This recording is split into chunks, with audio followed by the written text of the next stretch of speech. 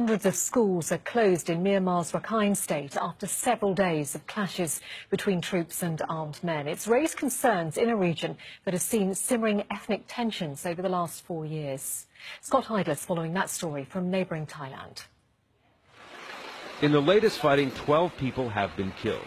State-run media says 4 soldiers and 8 armed men died in clashes over Tuesday and Wednesday. The area is mainly populated by Muslim Rohingya. Security along the nearby border with Bangladesh has been stepped up after 9 police officers were killed on Sunday in coordinated attacks on 3 border posts. 6 suspects are being held in connection with those incidents. 4 years ago, sectarian violence between the Rohingya and Buddhist nationals killed more than 100 people. Tens of thousands of Rohingya were sent into displacement camps across Rakhine State. In most cases, their movement is heavily restricted. The Myanmar government does not recognize the Rohingya as an ethnic group, and Buddhist nationalists view them as illegal migrants from Bangladesh. The UN is urging troops and civilians to exercise restraint following the latest violence, calling the situation a delicate juncture for Rakhine. A new advisory commission headed by former UN Secretary General Kofi Annan made its first visit to the state in September. The commission was set up by Aung San Suu Kyi's government. She has been criticized for ignoring the plight of the Rohingya since taking office in March. Scott Heidler, Al Jazeera, Bangkok. Well, she is a Nobel Peace Prize winner and seen as a champion of the oppressed, but some do say that Aung San Suu Kyi's silence on the Rohingya has been deafening. She's accused of ignoring rights abuses to appease Myanmar's Buddhist majority. In June, she told the UN Special Rapporteur on Human Rights the government would avoid using the term Rohingya to refer to the group. That was the same day a UN report said Rohingya had undergone systematic discrimination and had suffered treatment that may amount to crimes against humanity. The UN said reversing that situation must be a priority for Suu Kyi's government. Well, Lynn Kwok is a non-resident fellow at the Brookings Institution Centre for East Asia Policy Studies, and she joins us live now from Washington, D.C. Good to have you with us on the programme. Why is it that Aung San Suu Kyi has barely even acknowledged that the Rohingya exist? There are something like 1.1 million Rohingya who are effectively stateless in Myanmar. I think it's not that she does not acknowledge that they exist. I think the issue here is that the Rohingya as a community are not recognized as one of the 100 over ethnic groups in Myanmar. I think Aung San Suu Kyi is actually trying to work to better improve the human rights situation of individuals in the Rakhine state, namely the Rohingya. She's also facing political problems, I suppose, in the Rakhine state. In the Rakhine state, the Burman majority, who form the majority in parliament, in the national parliament, are actually the minority in the local parliament. And this poses problems, of course, for executing any sort of improvement in the situation of the Rohingya community in Rakhine. So that's one issue. What has been disappointing, however, is that while one could understand her reluctance to come down stronger on this issue prior to elections which took place in November last year.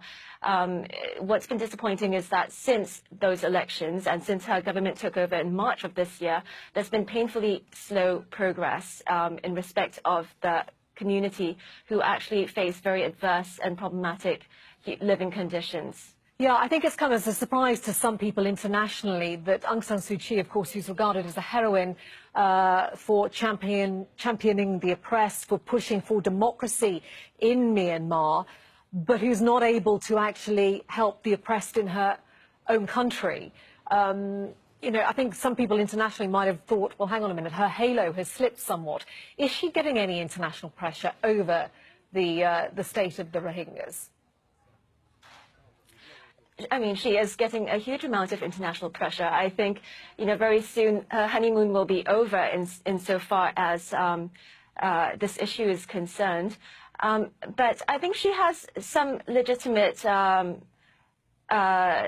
justification for saying, in fact, that it's a problematic, it's a dire situation which requires time to resolve.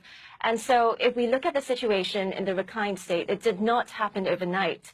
tensions between the Muslim and Buddhist community in Myanmar have existed for decades, since the 1930s, and was very much a legacy of colonial rule, and which has since been entrenched by various discriminatory policies taken by successive governments.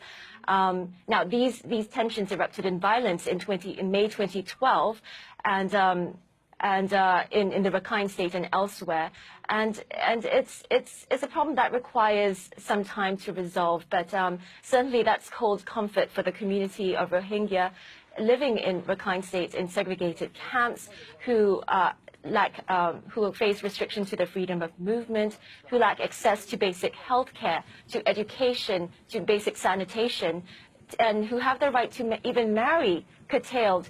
So, I mean, we're faced with a political problem which has great humanitarian and regional and international consequences for Myanmar as well. But, you know, time certainly needs to pass before this can be resolved. But I myself personally hope that this takes place a little sooner.